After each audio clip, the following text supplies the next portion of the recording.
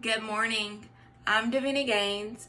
Today I will be discussing my informational speech over communication skills.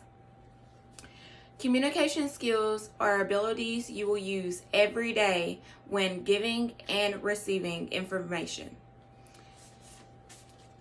During this speech, I will be talking about communicative disorders, communication skills, and what is body language. A lot of people ask, what is body language? Why is it so important when giving a speech, when communicating with coworkers, friends, or your boss? Well, what people don't know is only 7% of a message is conveyed in words. The majority, 93%, is conveyed through nonverbal communication. I read an article on some tips that will help you when speaking in front of your friends, boss, or coworker. You want to have a firm handshake. You want to meet that person and give them a handshake that's typically about 5 seconds long. And with that handshake, you want to give good eye contact. Look that person in their eyes and let them know you are engaged, you are here, you are present. Along with that, when you are sitting down or even standing and talking to a person, you want to make sure that you are relaxed, but not too relaxed. Don't be slouched. Don't have your arms crossed. Make it look like you want to have a conversation with that person and you are in a positive posture. Some effective tips for communicating with a person can help a lot, and it can take a relief off of someone when delivering a speech. These tips are in your everyday use and can make a conversation go smoothly. First, active listening is paying attention to the person or group you're communicating with.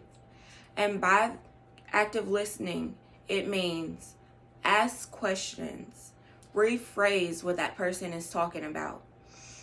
By doing this, you will let that person know, I'm listening, I'm repeating back what you're saying so that we can have more conversation about it and keep the conversation going. Being kind can go a long way in a conversation. Be kind and honest, give them feedback, can build the trust in the conversation, and it can let a person know that you understand how the conversation is going. You understand how that person feels. With that being said, also have confidence. When delivering a speech or communicating with a group of coworkers that you are presenting something to, you want to have confidence.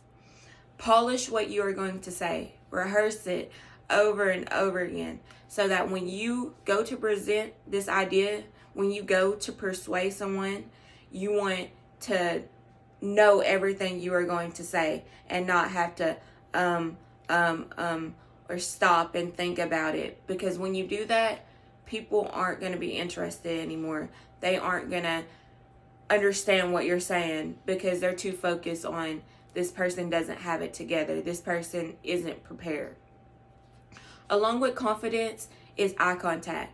Once you polish and you have confidence, you have two less things to worry about when presenting something. You can worry about looking more at the audience or looking more at that person that you're trying to reach the most.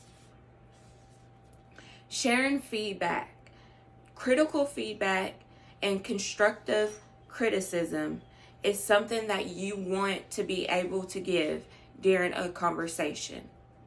Now, constructive criticism and negative feedback is two different things. Make sure that you're giving them constructive criticism, something to help the solution, help the problem. You want to be able to give them something that is going to benefit them. When you give someone negative feedback, they are not going to listen to you anymore. They're not going to want to be engaged in the conversation anymore. Lastly, volume and clarity. Make sure you are being clear and audible. Make sure that you read your room around you so that you know, hey, I need to adjust my voice to maybe lower. I need to adjust my voice higher. Whoever is in the room, make sure you know what level you need to be speaking at. I found an article that had a diagram that included the communicative disorders people have, such as speech problems, language problems, voice problems, and it was a percentage of people that had multiple problems.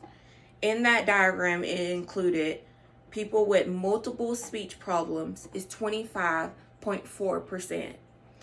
People who only have speech problems is 24.4%. People that only have language problems is 23.2%. People that only have voice problems is 12.5%. People that have only swallowing problems is 14.5%.